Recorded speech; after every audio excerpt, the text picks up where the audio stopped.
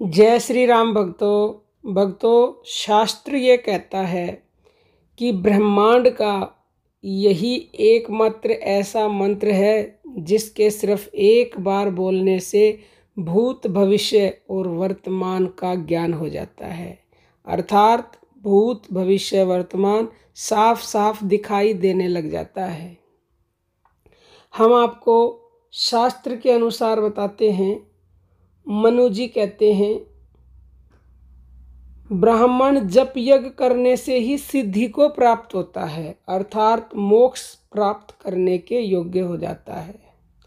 और अन्य कुछ यज्ञादि कर्म करे या ना करे, यही मंत्र सर्वप्रिय कहा गया है, इसमें संशय नहीं है। जिस मंत्र की हम बात कर रहे हैं वही मंत्र सर्वप्रिय है।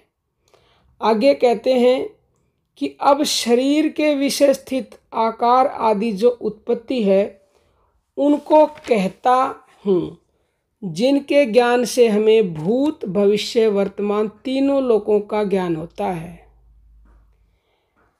आगे शास्त्र कहता है कि श्वास के निकलने में हकार और प्रवेश करने में सकार कहा है।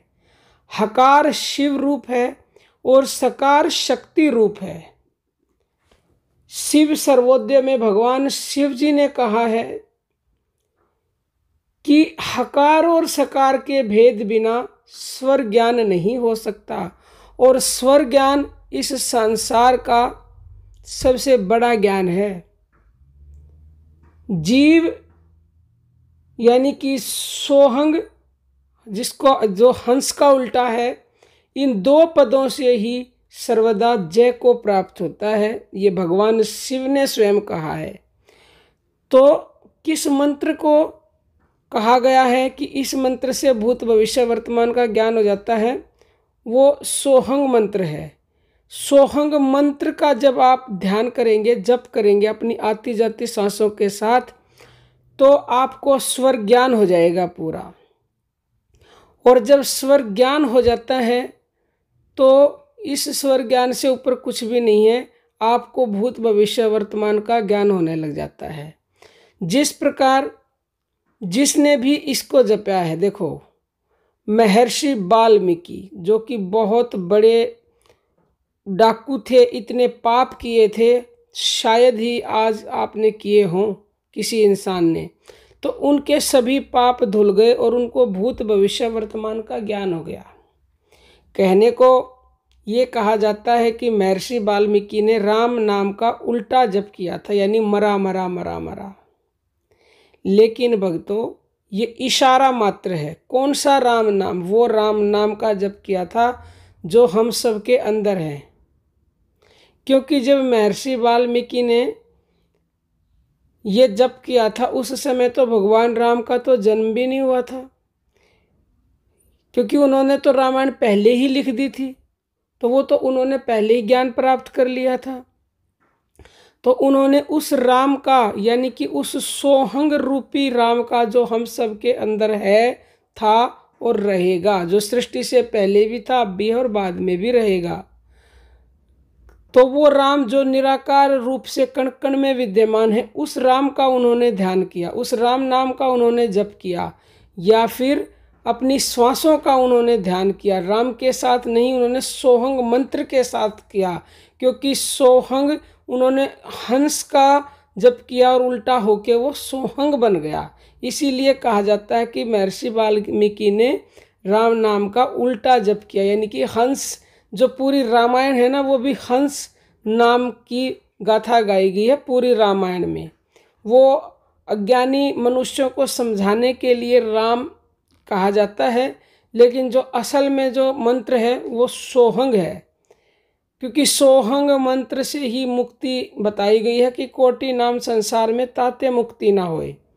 आदि नाम जो गुप्त जप, जो आदि नाम है, गुप्त जप है, उसको अगर कोई भजता है, उसका ध्यान करता है तो उसको मुक्ति मिलती है। क्योंकि भक्तों अगर आप राम को भजते हो तो राम देहधारी हैं, तो आपको जन्म मिलेगा दोबारा पक्का। कृष्ण को जपते हो तो भी आपको जन्म मिलेगा पक्का, क्योंकि कृष्ण भी देहधारी हैं।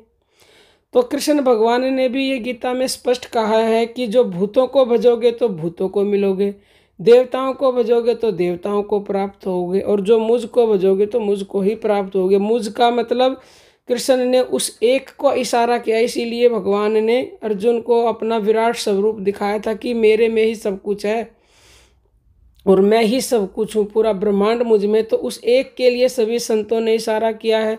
नानक जी ने कहा कि एक को समरो नान का जो जल थल रहे समाये, दूजा का समरिये ते जन्म ते मर जाए। कबीर जी ने एक के लिए कहा, तुलसीदास जी ने पूरी रामायण में हंस नाम की गाथा गाई है। तो सभी संतों ने उस एक के लिए इशारा किया है। और जिस दिन जिसका ये ध्यान करते करते सोहंग मंत्र लय हो जाता है और उस नाम को वो जान लेता है, क्योंकि कबीर दास जी ने खुल्लम खुल्ला कहा है परमात्मा के लिए कि ना मैं मंदिर में, ना मस्जिद में, ना चर्च गुरुद्वारे में, ना मैं भ्रगुटी भंवर गुफा में, मैं श्वासों की श्वास में। यानी कि श्वासों की श्वास में आपको भगवान का नाम मिलेगा, वो जिस नाम के लिए संतों ने कई कई साल तपस्या की है और घोर तप किए हैं। आपको खाली अपने श्वासों का ध्यान करने से ही, क्योंकि कलयुग में नाम जप से ही सब कुछ हो जाता है, तो उस नाम का जप कीजिए जो आपके श्वासों के अंदर है, और वो रास्ता श्वासों से ही आपको शीघ्र मिलेगा। रास्ते बहुत है, लेकिन ये सबसे सरल सुगम तरीका है। तो आप सोहंग मंत्र का जप शुरू करें, आती जाती ऊपर श्वास के साथ सो, छोड़ती के साथ हंग, क्योंकि ये प्राकृतिक रूप से हमारी श्वासों में ध्वनि आती है सो और हंग की। तो जिस प्रकार वाल्मीकि को भूत भविष्य वर्तमान का ज्ञान हुआ, और भी जितने भी बड़े बड़े जितने भी संत हुए हैं, जिसको भी भूत भविष्य वर्तमान का ज्ञान है, उन सब ने इसी मंत्र का जप किया है, इसी सोहंग का ध्यान किया है, सांसों का ध्यान किया है, जब भी उनको वो भूत भविष्य वर्तमान का ज्ञान है। तो आप भी इसका ध्यान करना शुरू करें, जप करना शुरू करें। जिस दिन ये लय हो जाएगा, जिस दिन आप नाम को जान लेंगे, उस दिन एक बार आप बैठेंगे ध्यान में, बैठते ही आपने एक बार श्वास ऊपर ली, श्वास नीचे छोड़ी, एक बार नाम लेते ही और आपको सब कुछ दिखने लग जाएगा स्पष्ट। ये शास्त्र कह रहे हैं, हम नहीं कह रहे।